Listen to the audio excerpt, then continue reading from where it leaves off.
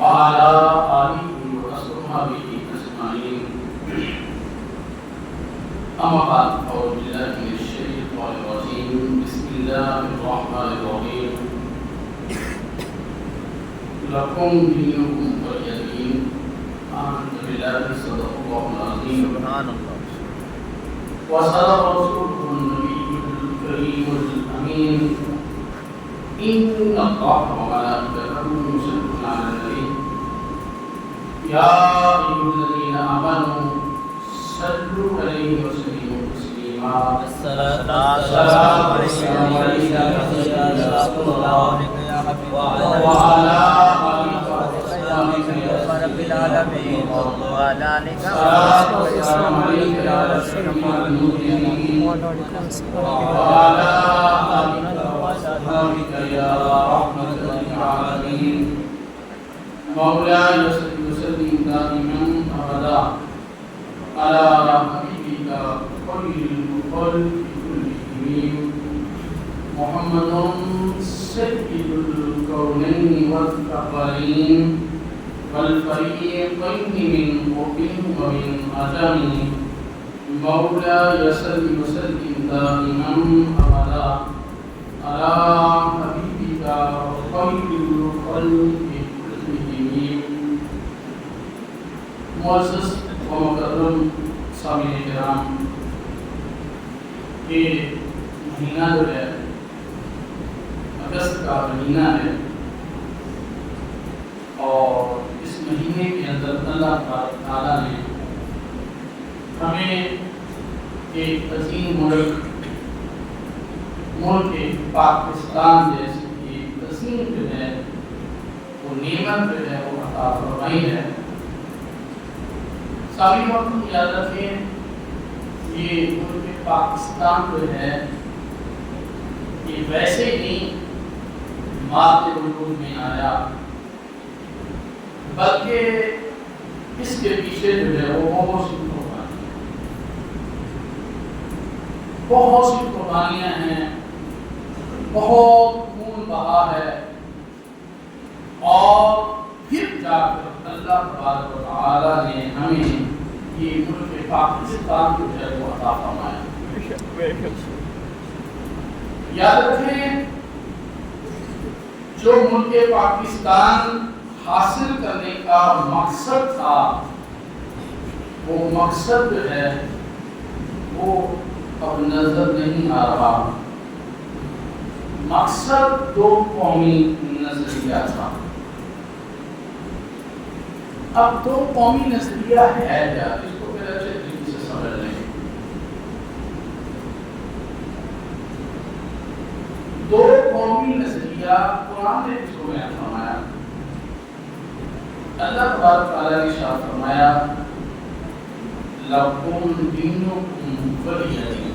سبحان لَكُمْ دِينُكُمْ وَلِيَ دِينِ. وَلِيَ دِينِ. اس کا ترجمہ یہ ہے کہ تمہارے لیے تمہارا دین ہے اور میرے لیے میرا دین ہے. یہ دو قومی نظریہ ہے. کیا ہے؟ دو قومی نظریہ. مفہوم؟ اللہ تعالیٰ شروع میں کہہ دے تمہارے لیے تمہارا دین، ہمارے لیے ہمارا دین. یعنی جتنی قومیں ہیں جو کافر ہیں وہ سب ایک قوم ہے. مسلمان جو ہیں کوئی پاکستان میں رہتا ہے، کوئی انڈیا میں رہتا ہے، کوئی سعودی عرب کے اندر رہتا ہے، کوئی جو ہے وہ ترکی کے اندر رہتا ہے، کوئی امریکہ کے اندر رہتا ہے. جہاں کہیں بھی جو مسلمان ہے وہ ایک قوم. وہ کیا ہے؟ ایک قوم ہے. اسی نظریہ پہ جو ہے یہ ملک پاکستان جو ہے واضح وجود میں آیا. ورنہ وہاں جو ہے الگ ہونے کا مقصد کیا؟ جو مسلمان وہاں رہ رہے ہیں، نماز وہاں پڑھتے ہیں، نماز پڑھتے ہیں، روزہ رہتے ہیں، کرتے ہیں، سستا کرتے ہیں. ان کا حج جو ہے وہ 4-5 لاکھ میں ہو جاتا ہے، ہمارا حج جو ہے وہ 11-12 لاکھ کا ہوتا ہے۔ وہ عبادت تو ساری کر رہے، جو ہم عبادت کے شاید مشکلات آتی ہیں، پوری دنیا میں مسلمان جہاں بھی وہ عبادت تو کر رہے۔ پھر ایک الگ ملک حاصل کرنے کا مقصد کیا تھا؟ سامعین محترم یاد رکھیں، مقصد یہ تھا کہ ایک ایسا ملک جو ہے وہ ماض وجود میں آئے جہاں پہ میرے آقا علیہ السلام کا نظام نافذ ہو۔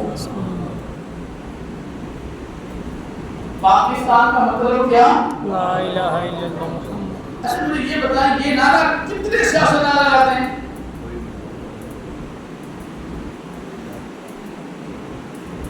نہیں نظر آتے نا؟ اس کا مطلب ہے جو نظریہ تھا اس سے یہ ہٹ چکے ہیں بھائی۔ جو مقصد تھا پاکستان بنانے کا وہ تھا لا الہ الا اللہ محمد رسول اللہ۔ وہ اب نام نہیں لیتے، وجہ کیا ہے؟ ان کو پتا ہے اگر نظام مصطفیٰ آ جاتا ہے تو پھر غریب امیر سب ایک نظام کے اندر بیٹھے ہوں گے، سب کے لیے ایک قانون ہے۔ میرے آقا علیہ السلام کی بارگاہ میں اگر کسی امیر عورت کی سفارش لے کر اس کو مانتے ہیں تو میرے آقا علیہ السلام کے ساتھ پڑھتے ہیں اگر میری بیٹی فاطمہ بھی یہ کام کرتی تو میں اسے بھی حکم یہ دیتا کہ اس کی ہاتھ کاٹ دینا۔ یہ وجہ ہے جس کی وجہ سے جو ہے یہ سیاستدان جو ہے یہ نظام مصطفیٰ کا نام نہیں لیتے۔ بھائی آپ مجھے یہ بتائیں حضور علیہ السلام نے ہمیں کیا دیا؟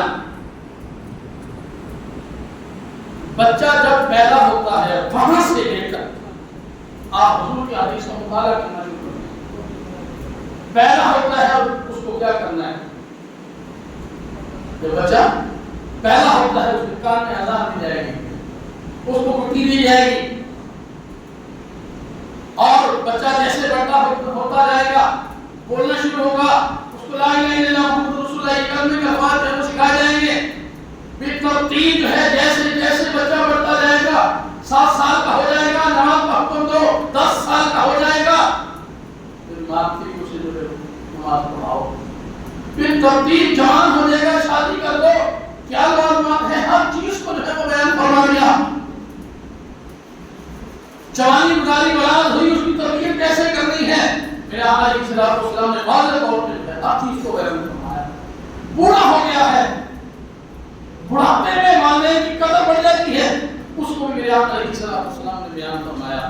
کہیں یہ نہ ہو کہ یہ لوگ جو ہیں اپنے والدین کو بڑھاپے میں چھوڑ دیں اور جیسے وہ جو ہے وہ اولڈ ہوسٹ میں جو ہے وہ بلوا دیتے ہیں اپنے والدین کو، کہیں یہ عمل جو ہے یہ نہ کر لیں۔ آقا علیہ السلام نے ہمیں پہلے ہی سے ترغیب فرمائی، والدین کی قدر جو ہے وہ بیان فرمائی۔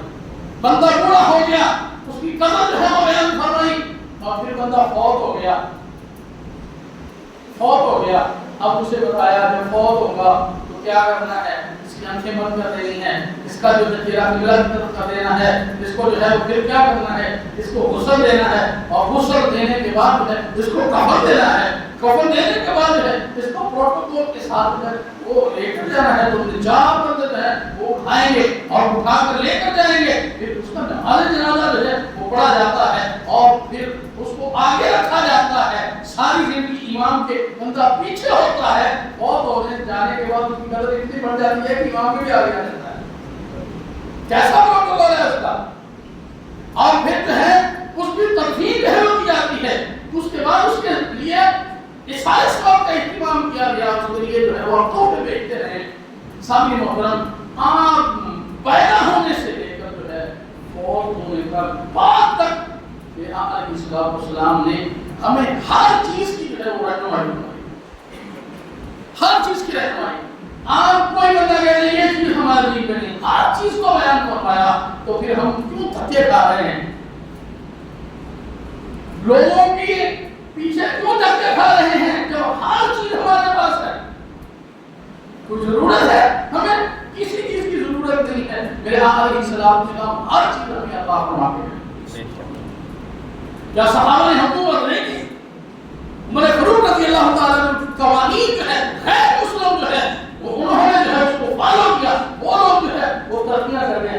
اسلام کو چھوڑ دیا، آج در بدر کے لوگ۔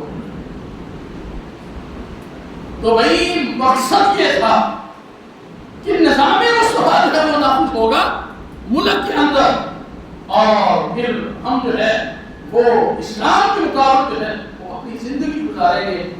لیکن افسوس در افسوس یہ نام ہی لینا ہم نے چھوڑ دیا، اور پھر ہم خار ہوئے۔ جو مقصد تھا وہ مقصد پورا نہیں کیا، دعائیں کر کر کے ملک لیا تھا، قربانیاں دی، ہزاروں نوجوان بچ کر جو ہیں جن کی عزتیں لوٹی گئی، اور لاکھوں لوگ جو ہیں وہ شہید ہوئے۔ آج بھی جو راستے میں کنویں آتے ہیں ان کنویں کے اندر جو ہے آپ دیکھیں آج بھی ہڈیاں نکلتی ہیں، آج بھی ہڈیاں نکلتی ہیں۔ اتنے لوگ جو ہیں وہ شہید ہوئے، کتنی کے لوگ قربانیاں دی گئی، اور ہم کیا کرتے ہیں 14 اگست میں؟ سلسل جو موٹر سائیکل نکال دیے، بس شور شرابہ، اور وہی اتنے تمہارے آبوں اجداد اس دل جو ہے ان کی شہادتیں ہوئی ہیں۔ کس چیز کا شور شرابہ؟ کس چیز کا شور شرابہ؟ پھر تم نے حاصل ہی کیا کر لیا؟ کیا حاصل کر لیا ہے؟ اور بھائی جب تک نظام مصطفیٰ کی طرف امت نہیں جائے گی،